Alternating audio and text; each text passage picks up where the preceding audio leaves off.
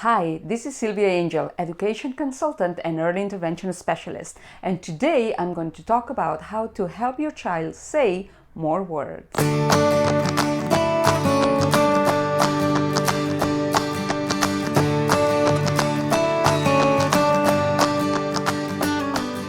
Today's question comes from Marie, and she says, "Hi Silvia, I'm a mom of a 5-year-old boy with autism. He has many words but won't use them. He will say the words when he really wants something, but otherwise he's lazy and will just point or whine to request things. What can I do for him to use more words?" First of all, obviously your child is not lazy. He's at a stage where he has learned new words and he has learned to say words, and now he needs to practice how to communicate his needs by using spoken language. The first suggestion I give to parents and teachers in that situation is to make a list of all the items the child has been able to request so far, the items that he has requested at home and the item that he has requested verbally in school. That will give us an idea of the vocabulary he understands and he has been able to request in certain situations. It can be 5 items, 10 items, 20 items. Make a list so we'll know what vocabulary we are going to target first. Once we have that list, we have a starting point, and I suggest to focus on 5 items initially. Pick his favorite 5 things, whether if it's chocolate or sweets or the iPad or television or his favorite game. Pick 5 things that he really like, and we'll start encouraging those words first. Next, we're going to create what's called communication temptations. And communication temptations, it's basically changes that we make to the environment so your child cannot easily access the things that he wants. We trick him a little bit to make sure that he has to come to you or to his teachers to request for things. The first strategy that we're going to use is give choices. That's a very easy one. You're going to take all the items that your child loves and then you pick items that he doesn't really like. And as much as possible, you give your child choices. Let's say that one of the items he loves is yogurt, and that's one of the words that maybe he's said a few times and you want him to say a little bit more often. So then when he's in the kitchen and he's hungry and he's pointing at the cupboard, you can offer him, "Would you like a yogurt or broccoli?" And he will gravitate towards the yogurt because that's his favorite thing. And then it's when you encourage him gently to say the word for yogurt. You're going to wait a few seconds, you're going to give him the opportunity to say the word. Still, if he doesn't say it, you can give him the yogurt, and you just need to try that same strategy again and again and again until eventually he will start making choices by saying the words. Do that as well during playtime, garden time, every single routine during the day. Give plenty of choices so your child has the opportunity to practice the words that you are trying to help him to say consistently. The second strategy that we're going to use is put objects inside but out of reach.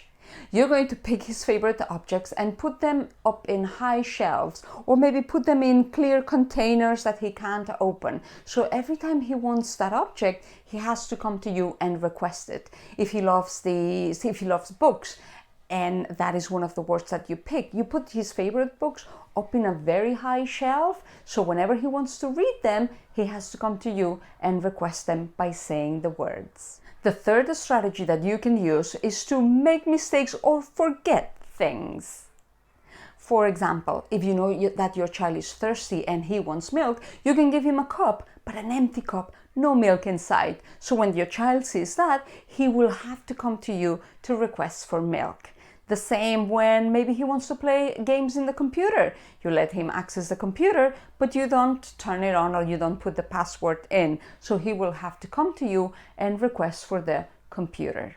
Or if your child is in the kitchen pointing to the cookie jar, you can pretend you don't understand what he means, and you can offer him different items, an apple and a banana and bread. And when he sees that you can't understand what he wants, he'll be more inclined to use the word. It's very important that as parents and educators and teachers, we try not to anticipate the child's need all the time. I'm a mom of a child with autism, so I do that all the time because we want them to be okay and happy.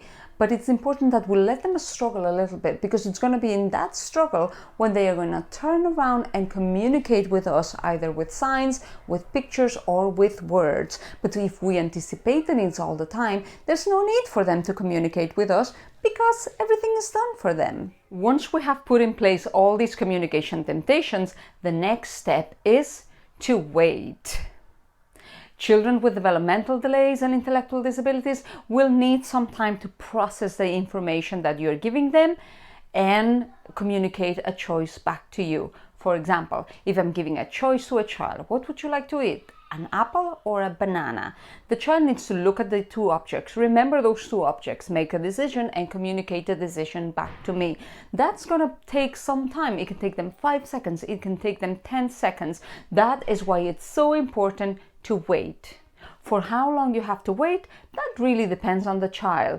I normally say wait at least 5 seconds, if you can up to 10 seconds, before you repeat the question again. So if you're giving a choice, would you like to play with cars or to play with Play-Doh? And then you wait. Don't repeat that question again because the child is processing the information. You wait for a few seconds, 5 seconds, 10 seconds, and then you might repeat it again. And of course, never ever force a child to communicate back with you. You're going to create an environment where there's going to be loads of opportunities for your child to initiate communication, encourage them, praise them every time they communicate with you, even if it's just pointing, even if it's signing or using pictures to communicate. Praise all forms of communication. You need to be consistent and persistent, and you will see your child initiating a lot more communication spontaneously and hopefully using all those words that he has, but he's not using to communicate just yet. Thank you so much again, Marie, for your question. And do you have a question for me? If you do, leave a comment below or go to my website, silviaangel.com. I will answer your question in my new Q&A session. Until then, goodbye.